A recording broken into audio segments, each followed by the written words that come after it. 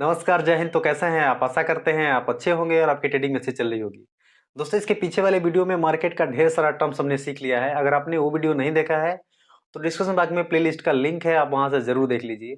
दोस्तों, हम option trading की बात कर रहे हैं, तो आइए उसी के आगे और हमें क्या सीखना है। दोस्तों, ऑप्शन ट्रेडिंग में जब भी हम खरीदारी या बिक्री करते हैं तो आपको एक टर्म सुनने को मिलता है, कॉल और पुट। तो दोस्तों, आइए इसके बारे में बात करते हैं।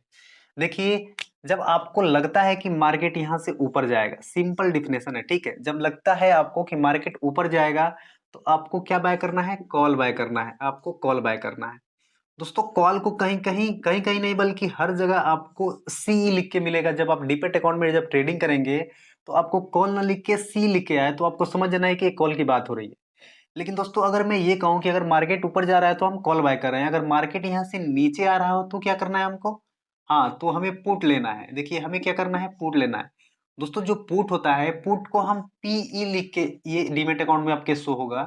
तो आपको घबराना नहीं है। जब भी आपको कॉल लिखेगा तो समझ जाना चाहिए, सी लिखेगा तो कॉल समझना है और पी लिखे तो पुट समझना है।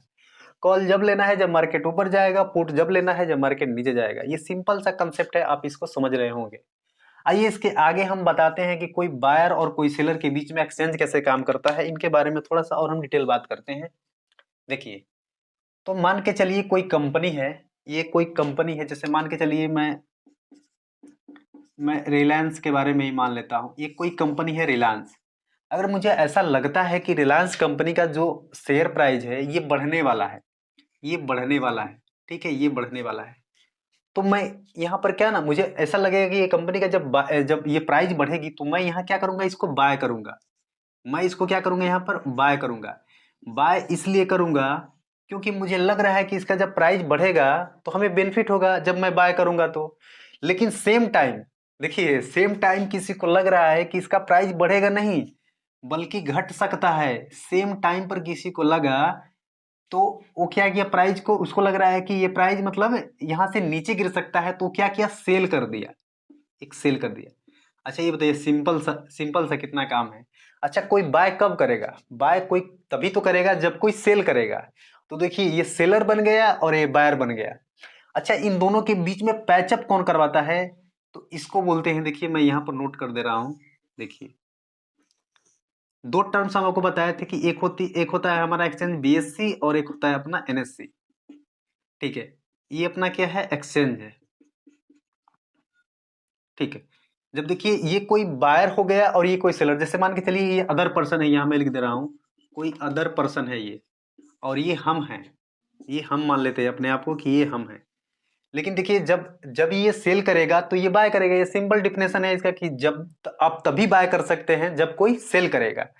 अच्छा, ये बताइए, जब ये इन दोनों के बीच में दोनों कंडीशन हो गया, इसको लग रहा है कि मार्केट नीचे जाएगा और इसको लगता है मार्केट ऊपर जाएगा, तो इन कंडीशन में इनका प्रॉफिट और लॉस कैसे हो सकता है, इसके बारे में हम बात करते हैं। जैसे मान के चलिए रिलायंस का शेयर प्राइस अभी 28 रुपए के आसपास चलता है, चल रहा है 2800 रुपए के आसपास चल रहा है। दोस्तों, जो बायर है उसको क्या है ना, जब ऑप्शन में ये ट्रेड करता है तो इसका क्या है ना, उसको प्रीमियम देना है। पूरा पैसा नहीं देना है, क्या है? इसको प्रीमियम देना है। प्रीमियम, देखिए, इसको प्रीमियम पे करना है। और प्रीमियम कितना पे कर सकता है? तो दोस्तों, ऑप्शन में जब आप ट्रेड करेंगे तो आपको पता लगेगा कि एटीएम होता है, ओटीएम होता है, यानी आउट द मनी होता है, एट द मनी होता है और इन द मनी होता है। तो आप कोई सा में भी किसी भी स्ट्राइक प्राइस पर आप ट्रेड कर रहे हैं तो आप एक छोटा सा प्रीमियम पे कर सकते हैं। तो इस प्रीमियम का प्राइस जो होता है ये 5,000 भी हो सकता है और 6,000 भी हो सकता है, समथिंग 10,000 भी हो सकता है। एक एग्जाम्पल के थ्रू मैं आपको बता रहा हूं। तो ये इतना इसको प्रीमियम पे करना पड़ेगा। अगर दोस्तों इसमें मैं बताऊं कि इसका लॉस कितना हो सकता है, ये जो हम हैं, बायर हैं, तो हमारा लॉस कितना हो सकता है? तो देखिए, हमारा लॉस का जो है, मैंने आपको पिछले वीडियो में बताया था कि हमारा लॉस उतना ही होगा जितना कि हम प्रीमियम पे करेंगे। तो हमारा जो मैक्स लॉस होगा, हमारा ज्यादा से ज्यादा लॉस होगा तो कितना होगा? हमारा ज्यादा से ज्यादा लॉस होगा तो जो हम प्रीमियम पे कर रहे हैं यही हमारा लॉस होगा। लेकिन हमें प्रॉफिट कितना होगा? तो हमें प्रॉफिट कितना होगा? तो प्रॉफिट हमें अनलिमिटेड हो सकता है, हमें अनलिमिटेड हो सकता है। ठीक है, हमें प्रॉफिट अनलिमिटेड हो सकता है, लेकिन हमें लॉस कितना होगा? तो हम जो प्रीमियम पे करेंगे यही अपना लॉस होगा। मैंने पीछे एक एग्जांपल के थ्रू बताया है, अगर आपने वो वीडियो नहीं देखा है तो जरूर देख लीजिए। लेकिन दोस्तों, अगर हम सेलर की बात करें तो सेलर को कैसे, मतलब ये सेल करता है, इसको कितना देना पड़ता है? तो दोस्तों देखिए, सेलर जो है ना, इस सेलर की अगर हम प्रॉफिट की बात करते हैं, डायरेक्ट प्रॉफिट की इसको बात करते हैं, तो देखिए इस सेलर को प्रॉफिट उतना ही मिलेगा जितना कि इसका प्रीमियम है। समझ रहे हैं आप? इसका जितना लॉस होगा, इसका जितना प्रीमियम जाएगा, उतना ही इसको क्या होगा, प्रॉफिट होगा। तो हम ये कह सकते हैं कि ये जो सेलर है इसका प्रॉफिट क्या है, लिमिटेड है। लिमिटेड कितना है कि जितना इसका प्रीमियम है उतना ही इसको प्रॉफिट होगा। लेकिन इसकी लॉस की बात करें, अगर इसकी लॉस की बात करें तो इसका लॉस अनलिमिटेड है, अनलिमिटेड। ठीक है, इसको क्या है ना, इसको लॉस अनलिमिटेड हो सकता है। तो एक बात हम समझते हैं कि देखिए जब आप सेलिंग करते हैं तो आपसे जो बीएससी और एनएससी होती है, एक मार्जिन के रूप में, देखिए यहां मैं लिख दे रहा हूं, मार्जिन, मार्जिन मनी बोलते हैं जिसको, मार्जिन मनी। यानी आप एक लोड से भी काम करेंगे ना तो आपको यहाँ ज्यादा पैसा रखना पड़ेगा, 1 लाख के समथिंग आपको यहाँ रखना पड़ेगा।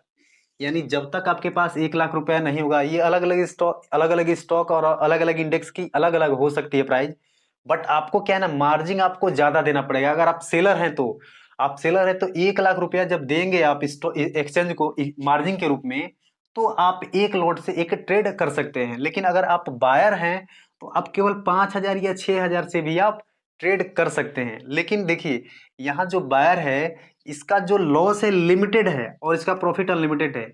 लेकिन अगर हम सेलर की देखें तो सेलर का जो प्रॉफिट है ये लिमिटेड है।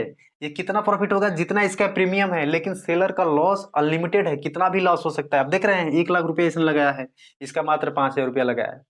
दोस्तों अब ये बात हमें ये समझ में आता है कि ये बताइए हमें बायर के रूप में काम करना चाहिए या सेलर के रूप में काम करना चाहिए। सवाल बहुत ही इंटरेस्टिंग है। तो देखिए हमें बायर और सेलर ग्रुप में कैसे काम करना है ये आगे हम बताएंगे। जब आपको सारी पोर्शन ये सब हम समाप्त कर लेंगे तो आपको बताएंगे कि बायर दिन ज्यादा होता है या सेलर दिन होता है। देखिए सेलर का दो कंडीशन है, सेलर का कंडीशन दो है कि ये चाहता है कि मार्केट मार्केट एक रेंज में फंसा रहे, एक रेंज में फंसा रहे, या तो मेरे फेवर में हो, या मैं अप सोचता हूं तो अप जाए, और मतलब मैं डाउन सोचता हूं तो डाउन जाए, और अप सोचता हूं तो अप जाए। यानी दो कंडीशन है किसके लिए, सेलर के है। यानी मार्केट सेलर के साइडवेज में फेवर में हो या तो उसके फेवर में हो। यानी सेलर जैसा चाहता है कि मार्केट ऊपर जाए तो ऊपर जाए, और नीचे चाहता है तो नीचे जाए। लेकिन बायर का ना एक कंडीशन है, बायर को क्या है कि अगर बायर सोचता है कि मार्केट ऊपर जाए तो ही इसको क्या है ना प्रॉफिट होगा। अगर मार्केट साइडवेज हो जाए या तो डाउन आ जाए तो इस कंडीशन में इसको लॉस होगा। यानी सेलर का जो प्रोबेबिलिटी होती है ना ये ज्यादा होती है। ठीक है, जितने की प्रोबेबिलिटी उसकी जो होती है ज्यादा होती है। इसके बारे में कभी हम डिटेल बात करेंगे, अभी आपको बस इतना ही समझना है। और देखिए इन दोनों का पैचअप कौन करवाता है, तो ये देखिए ये इंडेक्स का काम है। कोई सेल करता है तो ये बायर को दे देता है, और कोई बाय करता है तो सेलर को देता है। यानी दोनों के बीच में क्या है ना, ये कॉम्बिनेशन कराता है। तो आपको ये बातें समझ में आ रही होंगी। दोस्तों अब मैं क्या करता हूं कि एक चार्ट बना देता हूं जिसमें बायर और सेलर कैसे कॉल पुट करते हैं, थोड़ा आपको और अच्छे से समझ में आ जाए।